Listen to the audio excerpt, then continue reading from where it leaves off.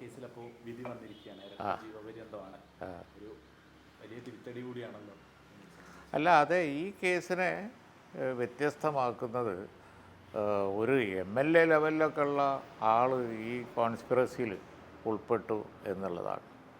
ഏതാനും പ്രവർത്തകന്മാർ, അതിനെ ന്യായീകരിക്കാൻ പറ്റില്ല എങ്കിലും ഇവിടെ അത് വളരെ ആസൂത്രിതമായി ഉയർന്ന ലെവലിൽ ചിന്തിച്ച് നടപ്പിലാക്കിയ ഒരു കൊലപാതകം എന്നുള്ളതാണ് ഇതിൻ്റെ ഒരു ക്രൂരത ഇവിടെ വർദ്ധിപ്പിക്കുന്നത്.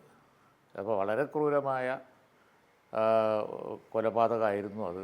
അതിന് ശിക്ഷ ലഭിച്ചു എന്നുള്ളത് മാതൃകാപരമാണ്, മറ്റുള്ളവർക്ക് പാടായിരിക്കും. പക്ഷേ കുടുംബത്തിൻ്റെ വികാരം ശിക്ഷ പോരാ എന്നുള്ളതാണ്. കോൺഗ്രസ് ആ കാര്യത്തിൽ കുടുംബത്തിൻ്റെ വികാരത്തോടൊപ്പം നിൽക്കും എന്ന് പറഞ്ഞിട്ടുണ്ട്. അതുതന്നെയാണ് UDFൻ്റെയും ഈ കാര്യത്തിലുള്ള അഭിപ്രായം, പാർട്ടിയുടെയൊക്കെ അഭിപ്രായം അതുതന്നെയാണ്.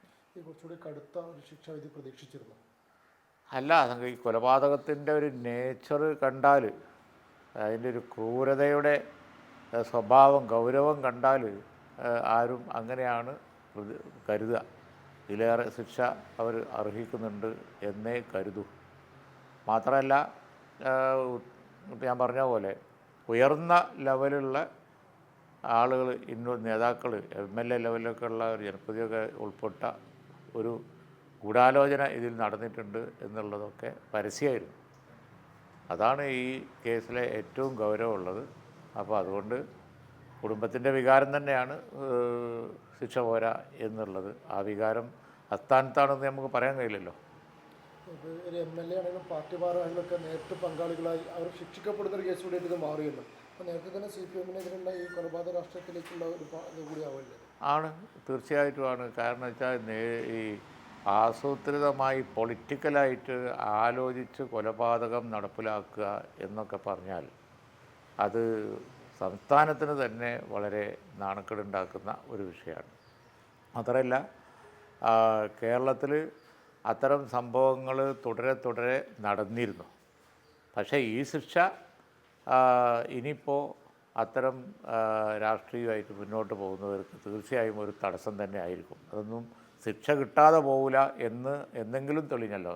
അതാണ് ഇതിൻ്റെ ഒരു ഗുണപാഠം.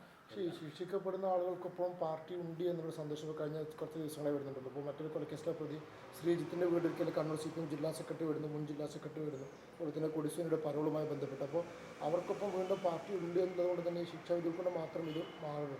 അതാണ് ഈ കൊലപാതകങ്ങൾ പിന്നെയും ഇങ്ങനെ അടിക്കടി നടക്കുന്നതും കഴിഞ്ഞ കാലങ്ങളിലൊക്കെ നിരന്തരം സംഭവിച്ചതൊക്കെ.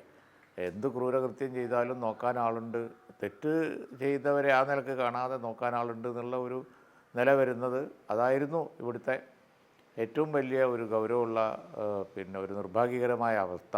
ഇനിയെങ്കിലും അതിനൊരു മാറ്റം വരട്ടെ എന്നാണ് ഞങ്ങൾക്കൊക്കെ പറയാനുള്ളത്.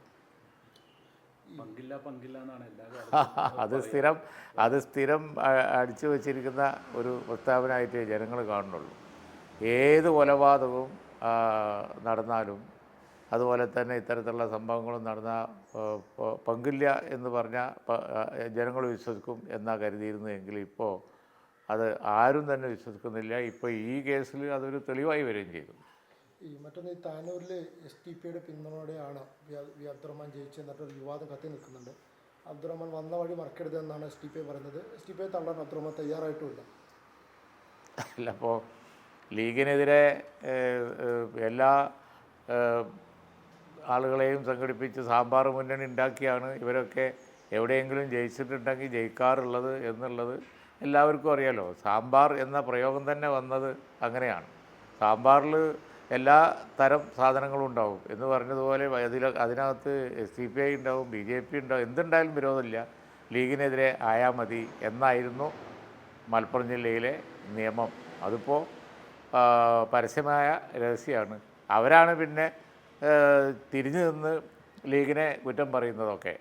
അതുകൊണ്ട് തന്നെയാണ് അതിന് യാതൊരു വിലയില്ലാത്തത്. ഞങ്ങളാണ് ഇത്തരത്തിലുള്ള സന്ദർഭങ്ങളിലൊക്കെ ആദർശം വെടിയാതെ തീവ്രവാദത്തിൽ, അത് ന്യൂനപക്ഷ വർഗീയത ആയാലും ഭൂരിപക്ഷ വർഗീയത ആയാലും ഒരുപോലെ നിന്ന് ഫൈറ്റ് ചെയ്തത് ലീഗാണ്. അതിൻ്റെ തെളിവാണ് ഇപ്പോൾ അവരെന്നെ സമ്മതിക്കുകയാണ്. ലീഗിനെതിരാണെങ്കിൽ ഞങ്ങൾ പിന്തുണ എല്ലാം സ്വീകരിച്ചിട്ടുണ്ട് എന്ന് പറഞ്ഞിട്ടുണ്ടെങ്കിൽ അതിൻ്റെ തെളിവാണ്. മറ്റൊന്ന് PV അൻവറിൻ്റെ ഒരു ജനകീയ യാത്ര നടക്കുന്നു. അതിൽ മുസ്ലിം ലീഗിൻ്റെ ഭാരവാഹികളും അതിൽ പങ്കെടുക്കുന്ന പോസ്റ്റർ PV അൻവർ പുറത്തുവിട്ടിട്ടുണ്ട്.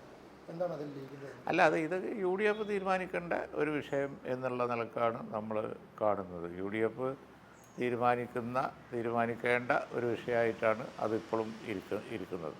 ഈ ലീഗിൻ്റെ ഭാരവാഹികൾ അതിൽ പങ്കെടുക്കും? അല്ല, അത് UDF തീരുമാനിക്കേണ്ട ഒരു വിഷയം എന്ന് പറഞ്ഞാൽ അതിൻ്റെ എന്ത് തീരുമാനമാണെങ്കിലും അത് UDF ലെവലിൽ നിന്ന് വരണം. ഞാൻ ഒറ്റക്ക് അതിൽ അഭിപ്രായം പറയുന്നില്ല. UDF തീരുമാനിക്കുക എന്നുള്ളതാണ്. പങ്കെടുക്കാതെയൊക്കെ അത് UDF ആണ് അത് സംബന്ധിച്ച് അഭിപ്രായം പറയേണ്ടത്. ലീഗ് എന്തെങ്കിലും വിഷയത്തിലൂടെ നിലപാടെടുത്തിട്ടുണ്ട്? അല്ല, അതാണ് ഞാൻ പറഞ്ഞത്. അത് UDF ആലോചിക്കട്ടെ. UDF ആലോചിച്ച് തീരുമാനിക്കുമ്പോൾ പങ്കെടുക്കാതിരിക്കുമോ അതൊക്കെ UDF ആണ് അതിന് പറയേണ്ടത്. ഈ അൻവർ UDF മുന്നണിയുടെ ഭാഗമാകുമെന്നുള്ള ഒരു പ്രതീക്ഷയുണ്ടോ? അങ്ങനെ ഇങ്ങനെയൊന്നും ചോദിക്കുന്നില്ല, അർത്ഥമില്ല. ഇനി അത് തീരുമാനം വരുമ്പോൾ നോക്കാം.